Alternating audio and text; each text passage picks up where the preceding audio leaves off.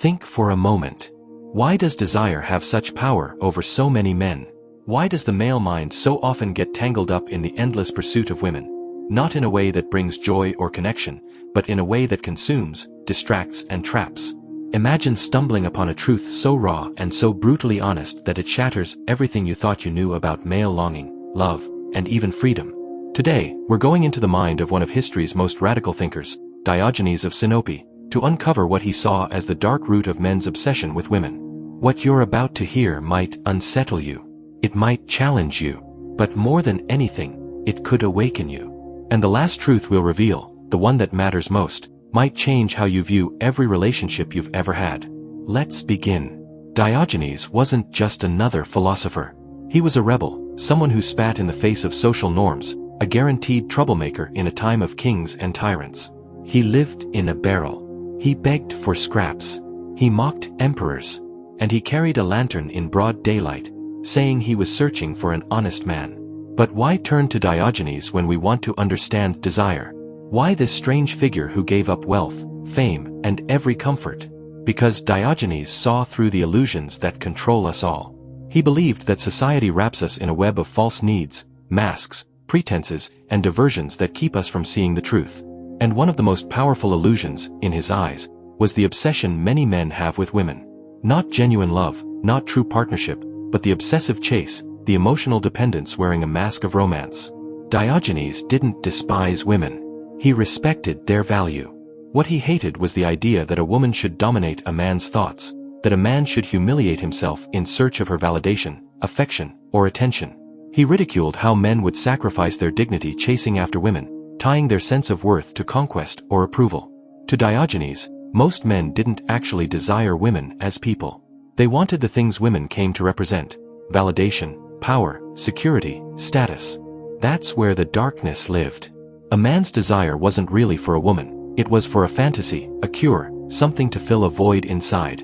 Have you ever asked yourself, who would I be without this desire? What if I no longer felt the need to prove myself to women, if I didn't crave their attention or approval?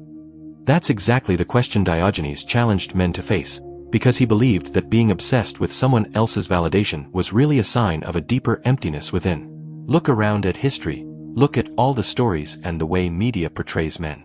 From ancient heroes to modern advertisements, men are sold the idea that their worth is measured by how many women chase after them, how much they're desired, or how successfully they play the romantic hero. But Diogenes refused to buy into that fantasy. According to accounts from Diogenes Laertius and other historians, Diogenes once publicly shamed a wealthy man in the marketplace for bragging about his romantic conquests. He reportedly said, "You think you're free because women follow you, but you are more enslaved than the lowest servant." In Diogenes' view, enslavement wasn't a matter of chains or kings, it was an inner captivity. It was an urgent need so strong that a man would sell his very soul to satisfy it.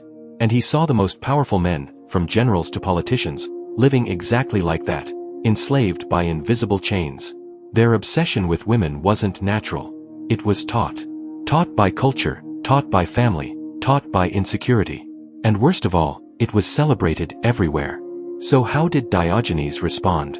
He stripped away every illusion.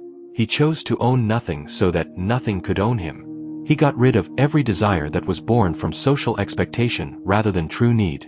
He mocked the notion that a man must win a woman to feel complete, and that stance made people deeply uncomfortable. Because when a man stops desiring the things society tells him to desire, he becomes ungovernable. He becomes a threat to the system. He becomes free. But let's be clear, this wasn't misogyny.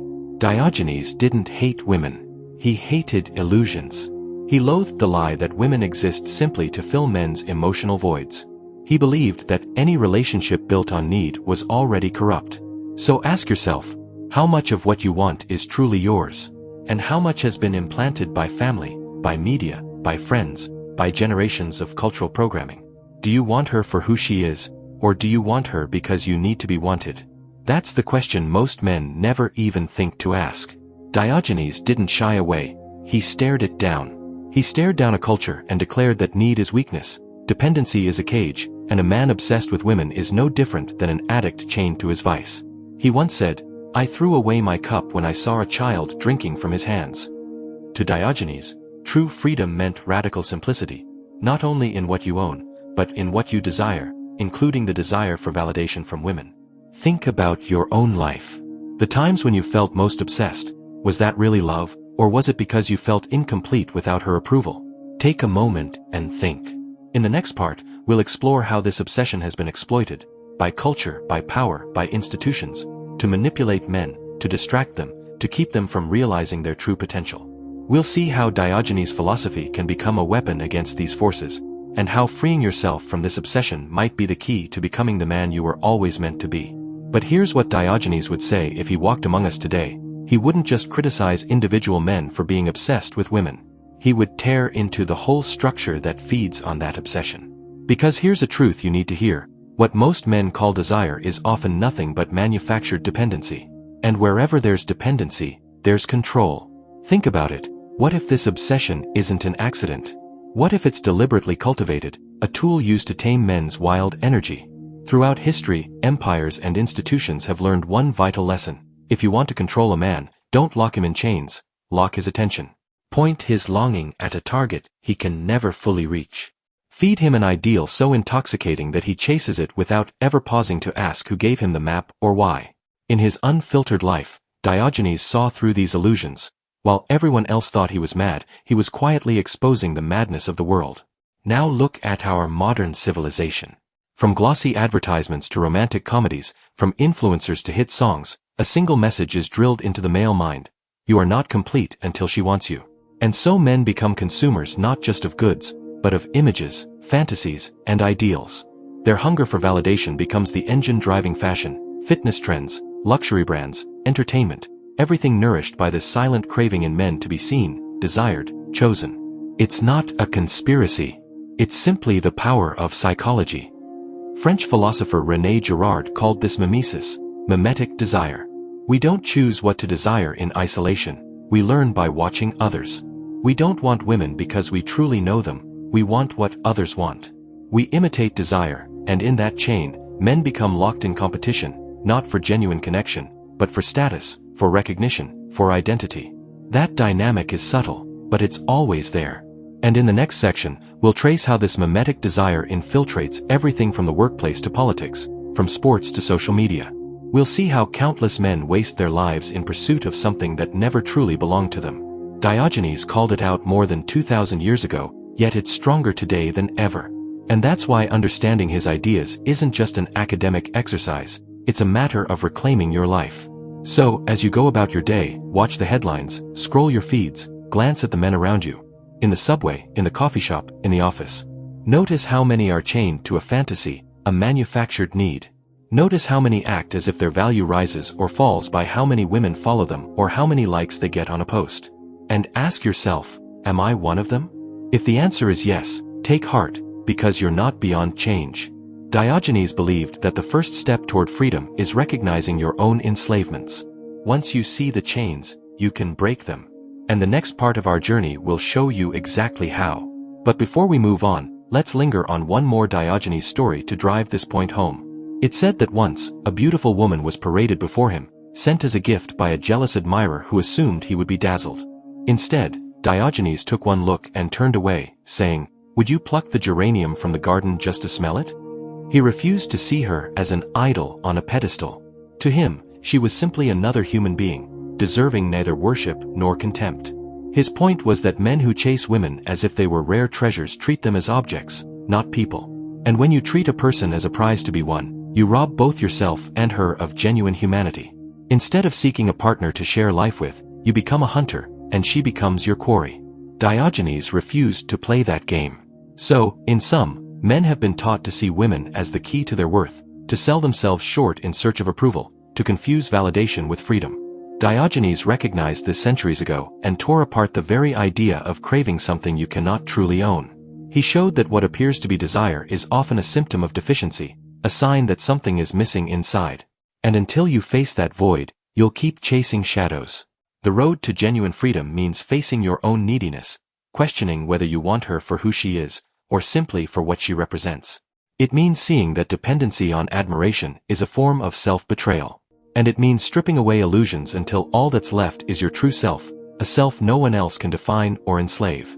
That's where we'll pick up next, exposing exactly how culture, media, and power structures perpetuate this illusion, and how you can reclaim your autonomy. Until then, ask yourself, when you're pulled toward someone, is it love, or is it a phantom you've been taught to chase? Recognize it, name it, and you'll be halfway to escaping its grip. That realization, more than anything, can start you on the path to becoming the free man Diogenes believed we all could be. Diogenes recognized something long before René Girard even gave it a name. He saw that most of what we claim to want isn't our own choice, it's inherited from the people and culture around us. What disturbed him was not that men experience desire, but that they rarely stop to question where that desire originated. Imagine for a moment that your obsession with a woman isn't truly about her, but about you, about your need for meaning, your search for self-worth, your attempt to escape feeling inadequate. What if, just like the men Diogenes ridiculed in the Agora, you're chasing a mirage, a shadow that never existed in the first place? That's exactly the game society wants you to play.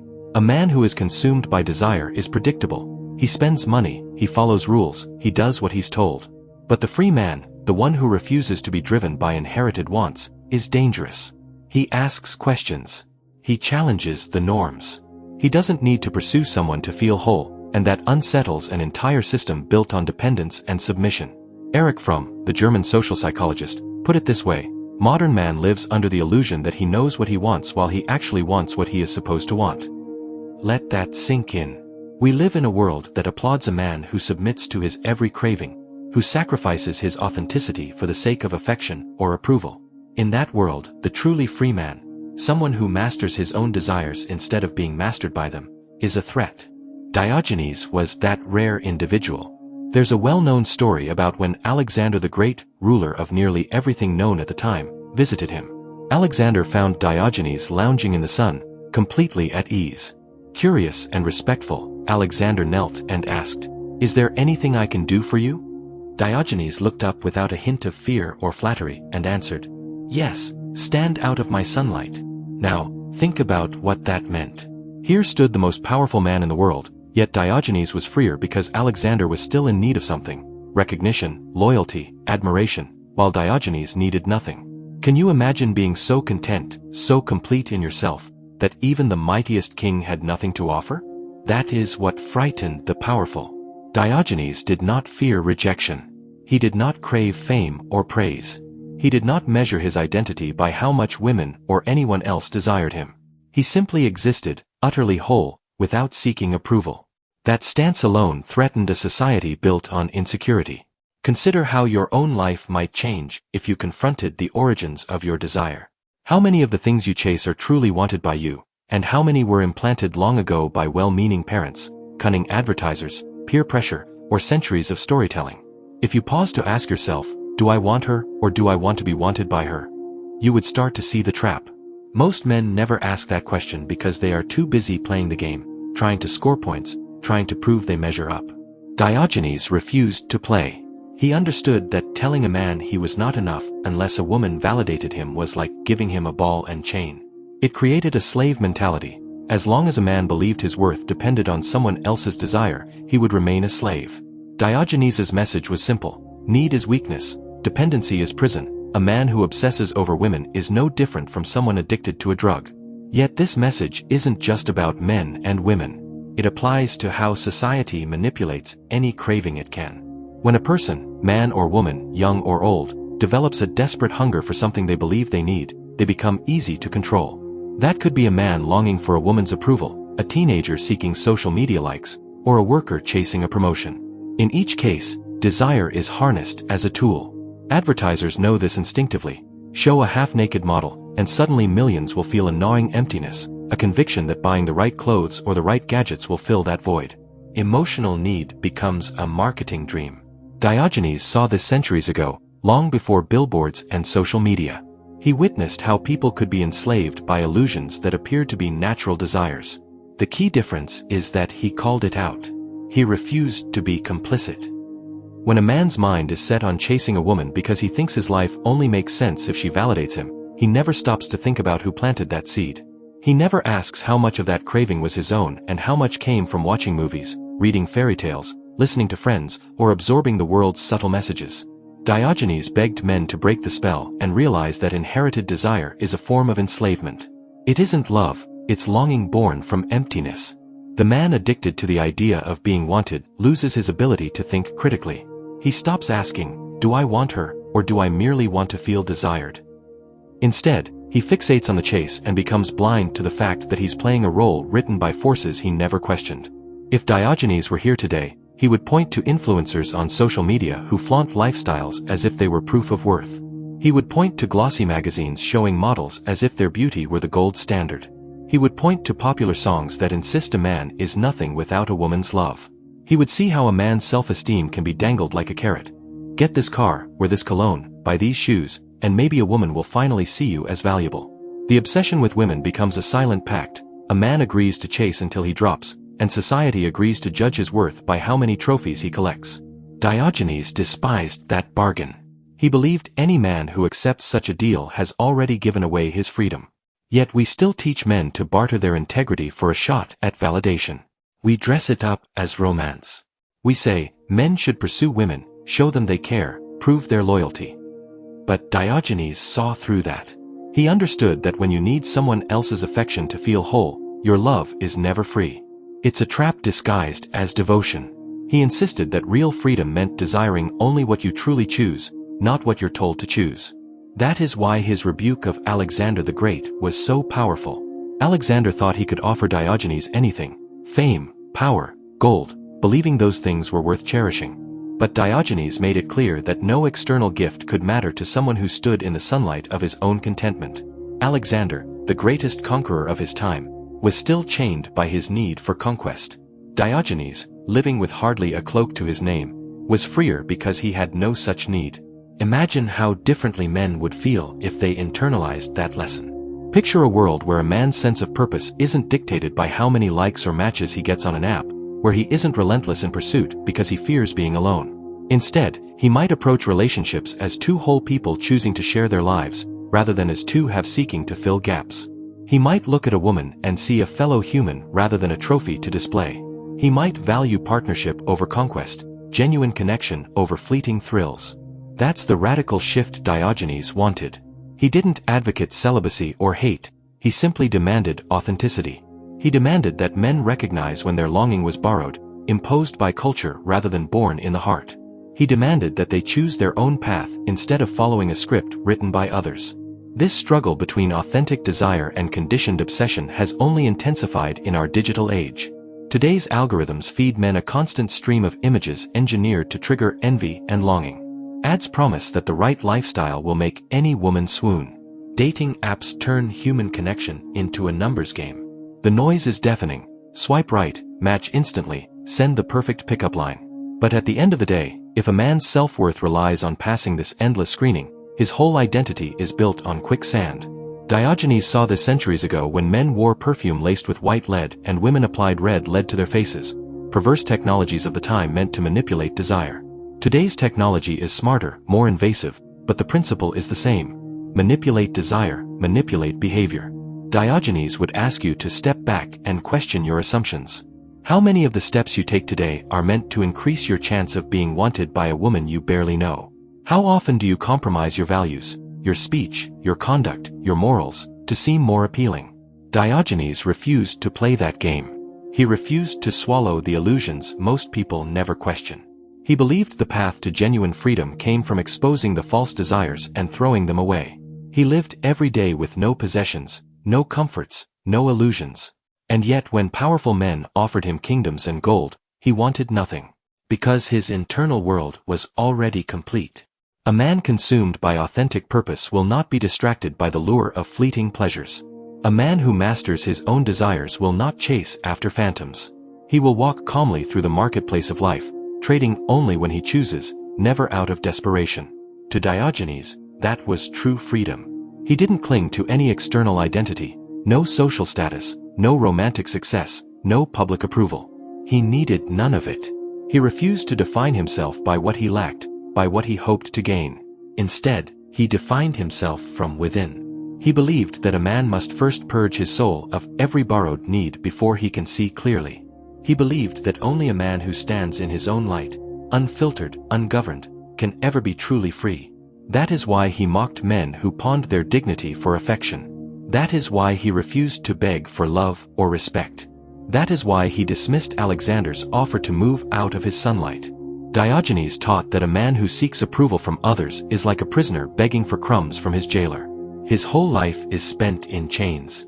If you doubt this message, look around you. Count how many men you know who drift through relationships hoping to fill a hole inside. Watch how they talk about validation, about needing someone to feel complete. Notice how they buy clothes to impress women, train bodies to attract attention, trim hair to fit an ideal. Their identity, their purpose, their very sense of worth revolves around securing someone else's approval. It's a silent epidemic, and it started long before smartphones or social media. It started when culture decided that a man's value hinged on his attractiveness, that a woman's approval was a prize to be sought. Diogenes saw that and refused to cooperate. He turned his back on every false promise. He embraced radical simplicity so that he could look inside and see what truly mattered. And yes, that may seem extreme. After all, most of us do want affection, want connection, want to be seen. But Diogenes wanted men to see how their needs became tools of manipulation. He wanted them to recognize that even the desire for connection can be distorted by a system that prizes appearance over authenticity. He wanted them to understand that a man whose self-worth depends on outside validation is walking a tightrope made of brittle lies. Diogenes insisted that true strength comes from facing your own emptiness head-on and refusing to fill it with others' illusions. He believed that the only way to break free was to stop borrowing desires, stop chasing shadows, and start choosing what to want with full awareness. So pause and reflect. Ask yourself, how many of your desires are authentically yours? How many are echoes of what you've been told to want? How often do you find yourself doing things not because you truly choose them, but because you believe you must, to gain someone else's approval? Diogenes would say you have to face those questions before you can ever be free. That is the dark reason behind men's obsession with women, because it's not just about them. It's about your own unexamined emptiness. And until you look into that gap and refuse to let something else fill it, you will keep chasing every illusion the world throws at you. This is where Diogenes' philosophy becomes a weapon against manipulation. Once you see the mechanics of how culture conditions your wants, you can choose not to participate. You can learn to stand outside the spotlight, to care less about passing someone's test of worthiness, to refuse to play the game. And when a man does that, when he decides his worth doesn't depend on another's desire, he becomes ungovernable. He becomes free. And that freedom, more than anything, is what threatens a society built on insecurity. A society that depends on men constantly looking outside themselves for validation, approval, and love. Because an insecure man is a controllable man. Diogenes understood this. He knew that as long as you believe someone else holds your value in their hands, you'll stay in the shadows, dancing to their tune. But if you refuse to hand over your worth, if you refuse to become a pawn in someone else's play, then you step into the sunlight of your own power, a power that no one can take away, not even a king. And in that freedom lies the true revolution. A revolution not of armies, not of politics, but of hearts and minds. A revolution that begins when a man looks at a woman not as a prize, but as a fellow human, when he builds relationships from genuine choice rather than desperate need, when he stands in his own sunlight and tells every illusion to step aside. That is the path Diogenes blazed. It's a hard path. It demands we face the emptiness inside and refuse to let the world fill it with its own agendas. But only then can we step into real freedom. And that journey, that radical act of self-mastery, is what truly exposes the dark reason behind men's obsession with women. A reason rooted not in love, but in inherited need, a reason that only the bravest dare to confront. So how do we start reclaiming that power? First, we have to understand that freedom starts in the mind. We must see that the obsession we feel isn't true love, it's programming, and that programming can be rewritten. Next, we need to embrace discomfort. Diogenes didn't find freedom merely by changing his thoughts, he changed his way of living. He slept outside, begged on the streets, and laughed off the mockery of others. He walked away from every comfort the world said he needed until he became untouchable. And finally, we must ask ourselves the most important question. Who are you when you're not performing? Who are you without the image, without the chase, without the fantasy of being completed by someone else? Think about that. In your life right now, do you truly act on what you want, or are you dancing to someone else's tune? Are you really free in your desires, or are you trapped by a system that profits from your obsession? Let me know in the comments. In the next section, we're going to dive even deeper into the psychology behind this obsession, looking at the emotional wounds and traumas that push men toward dependency. We'll explore Carl Jung's concept of the anima, and how it shows what men are really hunting for when they fall into the spiral of desire. And finally, we'll see what it means to truly love someone without needing to possess them. That truth will shake the foundations of everything you thought you knew. So far, we've seen how Diogenes exposed the cultural and social structures that manufacture men's obsession with women. But to really understand why this obsession takes such a strong hold, we have to go deeper than social conditioning. Beneath the desire for validation and status, beneath the pressure of culture, lies something even more primal and personal: the emotional wound. To explore this, we turn to one of the greatest psychologists of the 20th century, Carl Gustav Jung. Jung believed that every man carries within him an inner feminine image, an unconscious projection he called the anima. This anima represents all the emotional, creative, and intuitive parts of a man's mind that he doesn't consciously recognize as his own. When a man hasn't integrated these qualities himself, he begins to project them outward. And where do those projections land? On women. This is where obsession starts. The man isn't truly looking for a woman, he's looking for a missing piece of himself. He sees in women the mystery, the emotion, the beauty, the love he believes he lacks. Not because every woman is all those things, but because his mind needs her to be. That's why some men feel an almost instant intoxication the moment they see a woman. They're not really connecting with her. They're connecting with a need inside themselves. And when she rejects them, it can feel like a death sentence, because it's as if the man's world collapses. His obsession has nothing to do with the woman herself and everything to do with his desperate attempt to reunite with a part of his psyche he believes is lost. Diogenes would have nodded in agreement at this idea. He fought his entire life against illusion, and what is obsession if not the grandest illusion of all? Mistaking another person for your own salvation. Imagine a man who was never allowed to show his emotions, a boy taught by everyone around him that strength means silence and that power means control. What happens when that same man meets a woman who embodies everything he's been told to hide? She becomes his escape, his hope, his salvation. Yet the more he depends on her to feel whole, the more powerless he becomes. This is exactly what Jung warned: until a man integrates his inner feminine, he will be at the mercy of it, forever chasing it in other people. So what does integration look like? It means a man who lets himself feel, a man who embraces both his logic and his sensitivity. A man who no longer needs someone else to carry his soul. Only then can love be real. Only then is it free of need. Diogenes didn't speak Jungian terms, but he embodied this principle. He refused to accept any part of himself as forbidden to express. He lived without shame about his own body's functions. His entire being was transparent. Why? Because shame is the prison where dependency grows. Diogenes didn't want to be admired, nor did he need to be desired. He wasn't a half looking for another half, he was whole.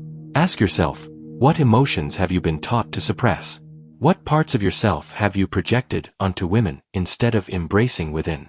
This is the work of wholeness. This is what Jung called individuation, the idea that our life's mission is to become who we truly are, not who society tells us to be. When men ignore this journey, they become addicts, not of drugs or alcohol, but of fantasies. They fall in love not with women, but with the parts of themselves they have lost. This explains why obsession often feels spiritual. It touches something deep, something sacred in us. But without awareness, that sacred feeling becomes a chain. Relationships based on need collapse because you cannot heal yourself through someone else. You must enter the depths of your own soul, face your wounds, face the suppressed feminine in yourself, face your own chaos. Only then can you learn to love, not out of need but out of choice. That is what Diogenes taught through his life. Love without clinging, connection without need, wholeness without another. Let me ask you, do you think most people are truly in love, or are they simply using each other to fill emotional holes? In the final segment, we will reveal the most powerful truth of all, the revelation that not only frees you from obsession, but sets you on the path of unbreakable self-mastery. We'll explore what it means to live as Diogenes did, not in poverty of spirit, but in profound internal wealth. We'll see the kind of love that grows only in freedom, and how reclaiming your mind is the first act of becoming a truly sovereign man. This is the deepest truth, and it will change everything. What does it mean to be truly free?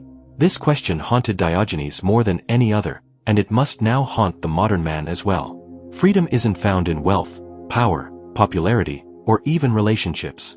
True freedom begins in the mind, and it is sealed in the heart. Many men think they are free simply because they can choose what to buy, where to live, or who to date. But Diogenes knew better. He knew a man isn't free until he no longer depends on the world to feel whole. Think back to that image. A man lying in the sun, a beggar by every outward measure, yet richer than kings because he wanted nothing. He wasn't numb or cold or angry at women or at the world, he was simply unchained. And that is the final, most liberating truth. A man becomes unbreakable when he no longer looks outside himself to fill what's missing inside. When you stop chasing, you start living. Because what does obsession steal from you? It steals your time, your focus, your self-respect, your soul. It turns you into a hunter of shadows, a worshipper of illusions, a slave to reactions. Diogenes escaped this prison by living in radical alignment with his values. He didn't only reject possessions, he rejected psychological bondage. He understood that dependency in any form is death to the spirit. That is why his life still speaks to us today. He didn't just teach through words, he embodied the truth. He showed us that it's possible to be alone without feeling lonely, to be content without being complacent, to love without needing to own. Now we are left with a challenge. Do you want to be that man? Not a man who hates women, not a man who avoids love, but a man who no longer treats women as medicine for his wounds or trophies for his ego. A man who can see a woman not with hunger or need, but with presence, with respect, with clarity? Because a whole man sees others clearly. He does not mistake love for escape. He does not mistake desire for identity. He does not worship the feminine, he honors it. This transformation is what ends obsession. This is the power Diogenes carried, and it is available to every man who dares to look inward. But it isn't easy. You have to face the truth of your past. You have to confront your own fears of inadequacy. You have to reclaim the parts of yourself that you projected onto others. And you have to be willing to walk alone, not forever, but long enough to prove to yourself that you can. Only then can you love without losing yourself. Only then can you give without fearing rejection. Only then can you walk through the world, not as a seeker, but as a sovereign. Ask yourself, what would your life look like if you were no longer ruled by need? What could you build, create, or become if your energy were no longer consumed by dependency? This is where your journey truly begins, not in the arms of another, but in the silence of your own mind. Where you strip away the lies, where you burn the fantasies, where you discover you were never lacking. From that place, from that truth, love is no longer a prison. It becomes a choice, a gift, a reflection of your wholeness, not a cure for your brokenness. Diogenes taught us that freedom doesn't come from adding things to our lives. It comes from letting go of everything that isn't genuinely ours. So let go. Let go of the stories that tell you you're not enough. Let go of the belief that you need to be chosen to matter. Let go of the hunger that turns love into an addiction. Stand in the sunlight, unashamed, free, complete, and fully human, because that's all you ever needed to be. And perhaps, just perhaps, that's exactly what she was seeking all along.